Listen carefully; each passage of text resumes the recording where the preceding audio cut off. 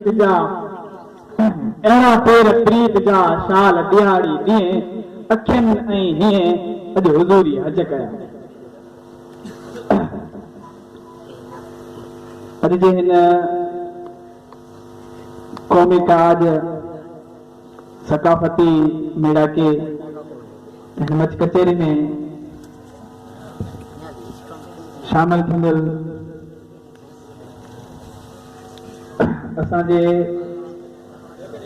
शहर डिपलो जे सभिनी दोस्तनि भाइरनि जेके जेके दोस्त परे परे खां पंध करे असांजे हिन मेल में शरीक थिया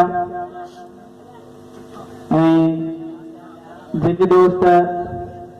बदीन खां आयल आहिनि मुख़्तलिफ़ जॻहनि तां सिंध जी कुंड कुड़छ मां जेके दोस्त असांजे हिन इलाइक़े में शामिल थिया आहिनि असीं उन्हनि खे दिलि जी गहराइनि सां भलीकार चऊं था। सर नसरिया पान का ऊपर लगा आ ऊपरी,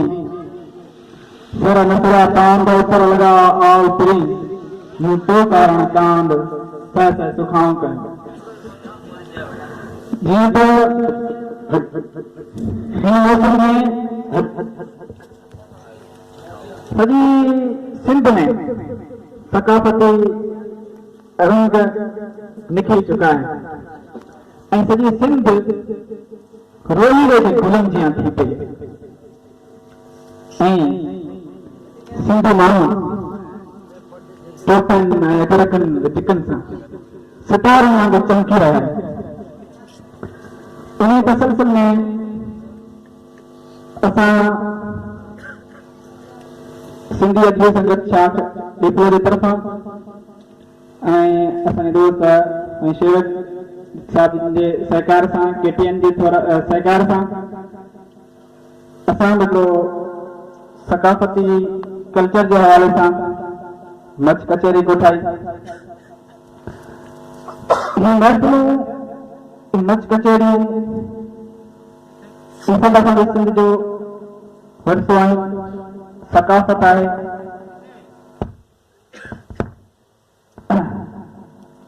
वाह वाह मुंहिंजो वतन चारई कुंडूं जंहिंजूं चमन,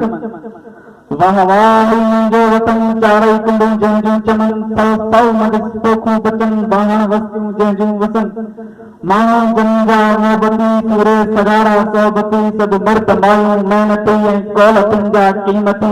वेही रगो आखाण जूं बेला बनी महराण जूं जन्नतुल फिरदौस आहिनि ॿई कंदियूं महराण जूं, जन्नतुल फिरदौस आहिनि ॿई कंदियूं महराण जूं।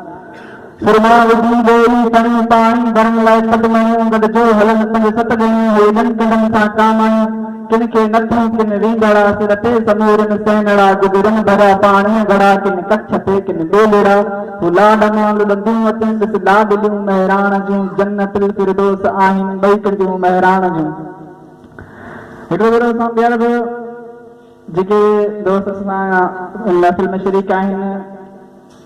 सब खां पहिरीं साईं SHO रसूल बख्श राजड़ साहब, साईं जयराम दास ऐं साईं शेवक सांगी साहब जिन सां सहकार बि कयो आहे ऐं असांजे इंतिहाई बुज़ुर्ग अदीब शाइर ऐं डिपले तालके जो इंतिहाई सुठो ऐं भलोड़ लेखल साईं सुमजी मलदाराणी साहब जा बि शुक्रगुज़ार आहियूं जिन असां साथ निभायो ऐं साईं नारायण साहब जा बि शुक्रगुज़ार आहियूं। इन सां गॾो गॾु ॻोठ आथाई खां असांजो माइट असांजो प्यारो उस्ताद मोहतरम साईं मोहम्मद हाशिम साहिब जा बि थोरा आहियूं जिन असां सां गॾु शरीक थिया। इन खां अलावा ॻोठ गा ख़र्च खां तमामु ख़ूबसूरत ऐं भलोड़ शाइर जवाब जूने जो बि आयल आहे, असीं उन जा बि थोरा आहियूं ऐं ऋण भिटनि जे ॻोठ में हिकिड़े नंढे ॻोठ खां आयल असांजो प्यारो दोस्त मुंहिंजो प्यारो परिंदा साईं खानो मनसूबरो बि आयल आहे, परे खां पंध करे जेके आया आहिनि सभिनी जा थोरा आहियूं ऐं असांजो उस्ताद असांजो पहिरीं प्यारो दोस्त दानिश बालाणी साहब आयो, संदसि लख थोरा ऐं जेके दोस्त फनकार आहिनि, सुगर आहिनि, शाइर आहिनि, अदीब आहिनि,